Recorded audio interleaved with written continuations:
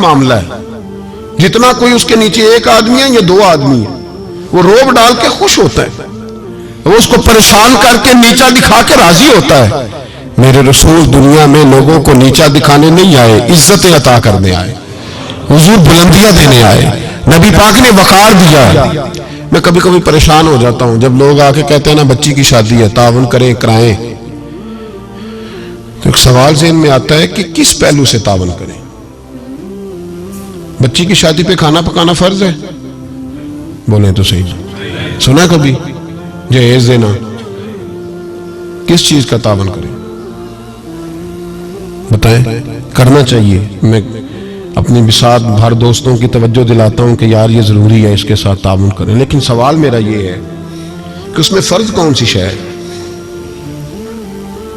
وری دینا فرض ہے؟ زیور ڈالنا؟ کس بات کی تعاون کس بات کا کرائیں؟ اگر کوئی ہم سے اس کا شرعی تقاضا پوچھے تو کیا جواب دیں اس کو؟ میرے پاس کوئی استفتاء لے کے آتا ہے تو میں کیا جواب دوں گا؟ اس میں کون سی شے ضروری ہے؟ پھر اگر آپ ناراض نہ ہوں تو فکرہ کہہ جاؤں. دل کرتا ہے بچی والوں سے تعاون نہ کرے، بیٹے والے جو غریب مسکین جہیز کے پیچھے بھاگ رہے ہیں ان سے ہی تعاون کیا جائے. اعلان کیا جائے جس جس کے بیٹے ہیں سارے آؤ ان سے تعاون کریں تاکہ وہ بیٹی والوں کو تنگ نہ کریں. پھر میرا تو ترجمہ یہی ہے.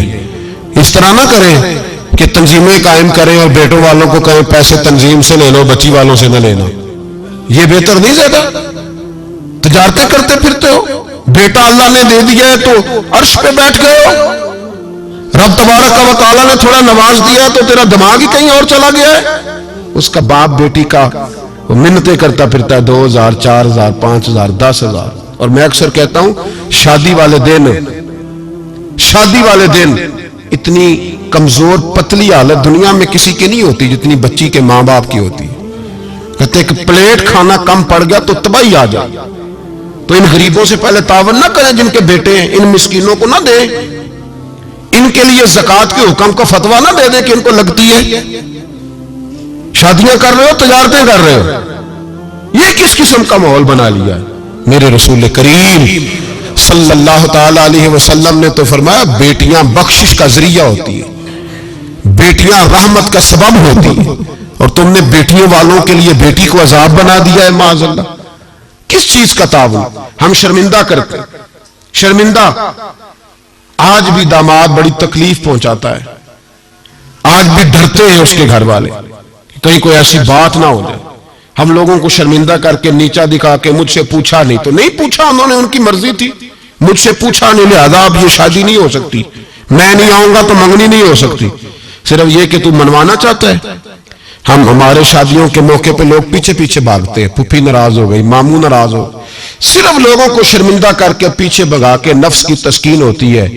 یہ تیرا میرا طریقہ ہے پر یہ میرے رسول کا طریقہ نہیں، یہ میرے نبی پاک کا طریقہ، یہ سید عالم کا طریقہ. سنو حضرت جابر بن عبداللہ رضی اللہ تعالیٰ عنہ فرماتے ہیں میری بہنیں تھیں، میرے ابا جی انتقال کر گئے تھے احد کی جنگ میں. فرماتے میں غریب تھا، میرے رسول پاک اس طرح بہانوں سے میری مدد کرتے تھے کہ مدد بھی ہو جاتی تھی اور مجھے عزت بھی مل جاتی تھی. بہانوں سے سٹائل اس طرح کا تھا. تیری صورت تیری سیرت زمانے سے نرالی ہے، تیری ہر ایک ادا پیارے ادائے بے مثالی ہے. فرماتے جنگ کا موقع تھا، میں حضور کے ساتھ چل رہا تھا، میرا اونٹ کمزور تھا، ضعیف تھا، لاغر تھا، سواری کمزور تھی، میں پیچھے رہ گیا. ہزاروں لوگ جہاد سے واپس آ رہے تھے، نبی پاک صلی اللہ علیہ وسلم سب سے آگے قیادت کر رہے تھے. فرماتے حضور نے 2-3 دفعہ پلٹ کے پیچھے دیکھا، جب میں نظر نہ آیا. او بھائی پیچھے رہنے والوں کو کون دیکھتا ہے؟ پیچھے رہنے والوں کو بھی کبھی کسی نے دیکھا ہے؟ کہتے ہیں جب میں نظر نہ آیا تو حضور اپنا گھوڑا دوڑاتے ہوئے پیچھے تشریف لے آئے. صلی اللہ سارے پڑھیے درود پاک صلی اللہ علیہ. حضور اپنا گھوڑا دوڑاتے ہوئے پیچھے تشریف لائے اور پیچھے آ کے میرے پاس کھڑے ہوئے اور حضور نے فرمایا جابر اسے دوڑاتا کیوں نہیں؟ میں نے کہا حضور دوڑنے کے قابل ہو تو دوڑاؤ نا، کمزور ہے، ضعیف ہے، لاغر ہے. حضور کمزور آدمی کی کمزور سواری. فرماتے حضور کے ہاتھ میں چھڑی رہتی تھی، میرے محبوب نے اونٹ کو چھڑی لگائی.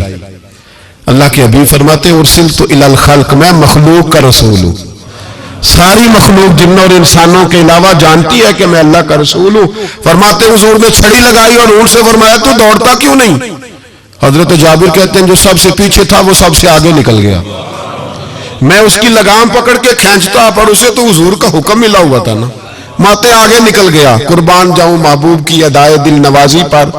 کہتے ہیں محبوب بھی گھوڑا دوڑا کے میرے پیچھے آئے تو میں آگے نکل گیا. میرے قریب آ کے فرمانے لگے چل یار ہمیں بھی ساتھ لے لے, ہم بھی تیرے قافلے میں شامل ہیں. ہمیں بھی خود بھیک دے خود ہی کہے منگتے کا بھلا ہو. خود بھیک دے خود ہی کہے منگتے کا بھلا ہو. فرمایا ہم بھی ساتھ ہیں, ساتھ لے لو. کہتے میں حضور کا چہرہ دیکھنے لگا. ایک جگہ پڑاؤ کیا تو فرمایا تیرا اونٹ پسند آ گیا یار. بوڑھا ہے پر آج بھی سب سے آگے نکل جاتا ہے. کمزور ہے پر آج بھی اس کی رفتار دوسروں سے زیادہ ہے. پسند آ گیا. بیچ نہیں دیتے؟ تو میں نے کہا حضور آپ کا ہی ہے رکھ لیں. فرمایا نہیں, تو بتا اگر مارکیٹ میں بیچتا تو کتنے کا تھا؟ کہتے میری جھکی جھکی نظریں اور مجھے اونٹ کی بڑی ضرورت تھی. ایک کی تو میرے پاس جانور تھا. حضور نے کہا بیچ دو, تو ضرورت بڑی تھی. محبوب نے فرمایا بیچ دو, اب پیسوں کی بھی ضرورت تھی اونٹ کی بھی ضرورت تھی. تو میں نے کہا حضور ٹھیک ہے. فرمایا مارکیٹ میں بیچو تو کتنے کا؟ حضور 6 دینار کا. تو میرے قریب نے فرمایا نہیں میں تو پورے 10 دوں گا. اور کہا بلال پیسے دے دو, مال مدینے جا کے لے لیں گے. حضرت بلال حبشی رضی اللہ تعالیٰ عنہ فرماتے میں نے پیسے دیے. جناب جابر کہتے میں مدینے پہنچا, میں نے اونٹ کو نہلایا دھلایا, پیارا سا کجاوا ڈالا, نئی رسی خرید کر میں نے لگام ڈالی, سجا سوار کے در رسول پہ لے گیا.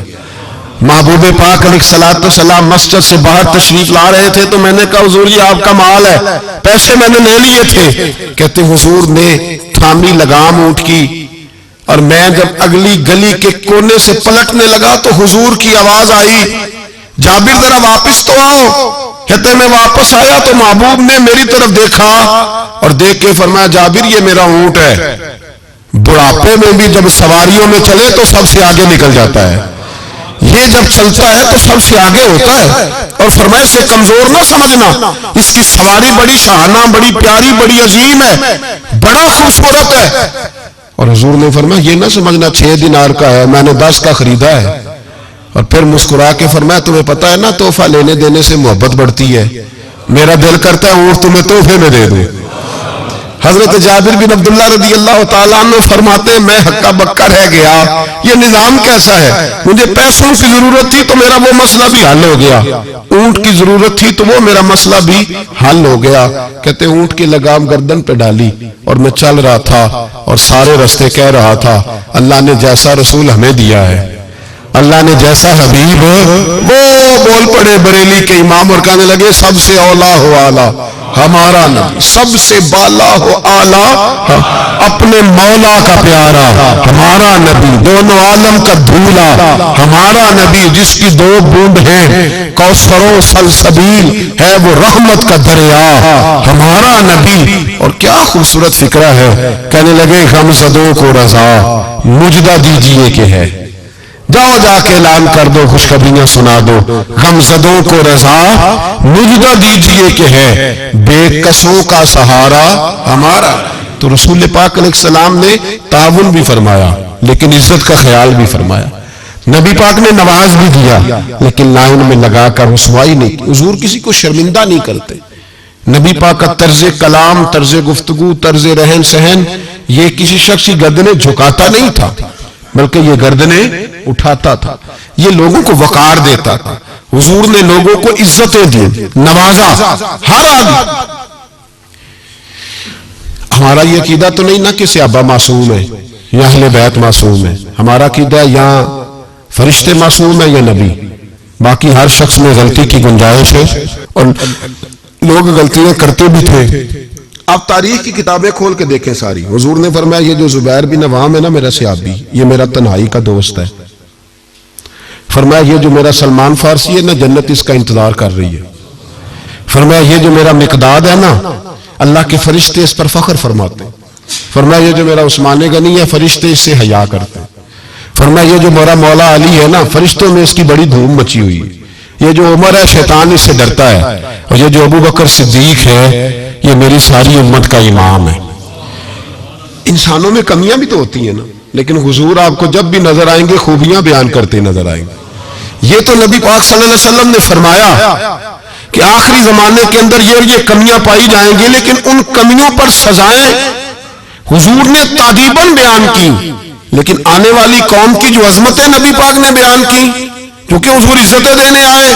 मेरे हुजूर ने सहाबा के बीच बैठ के फरमाया, ये ना समझना जो आने वाले होंगे बिल्कुल निकम्मे होंगे, तुमने तो मुझे देख के कलमा पढ़ा है, तुमने तो डूबे हुए सूरज को पलटते हुए देखा है, तुमने तो चांद के दो टुकड़े होते देखे हैं, तुमने तो पत्थरों को कलमा पढ़ते देखा है, दरख्तों को सजदे करते देखा है। फरमाया तुम्हें एक बार मुबारकबाद, और जो मुझे बिन देखे कलमा पढ़ेंगे उन्हें 7 बार मुबारकबाद, उन्हें 7 बार मुबारकबाद। तो अजीज याद रखें, हुजूर इज्जत देने आए। किसी शायर ने बड़ा खूबसूरत जुमला कहा था, उसने कहा था तूने हर शख्स की किस्मत में ये इज्जत लिखी और आखिरी खुतबे की सूरत में वसीयत लिखी। महबूब आपने वो जो खुतबा हुज्जतुल विदा पढ़े तो हर शख्स के लिए वसीयत लिखी, औरतों का ख्याल रखना, बूढ़ों का ख्याल रखना, दीन को फैलाना, गुलामों से हुस्न सलूक करना। हुजूर सादत देने आए। नफासत पसंद मिजाज मेरे नबी पाक का, हर शख्स के लिए उसके मुवाफिक हुजूर ने इज्जत रखी। कभी किसी शख्स की कमजोरी टटोल कर बयान नहीं फरमाई, बल्कि बुखारी शरीफ में नबी पाक ने फरमाया, मुझे एक दूसरे के बारे में आके बातें ना बताओ, किसी की कमी का जिक्र ना मेरे साथ करना, मुझे बतानी हो तो खूबी बताना। फरमाया मैं तुम्हारी तरफ से अल्लाह के हुजूर दिल साफ लेके जाना चाहता हूं।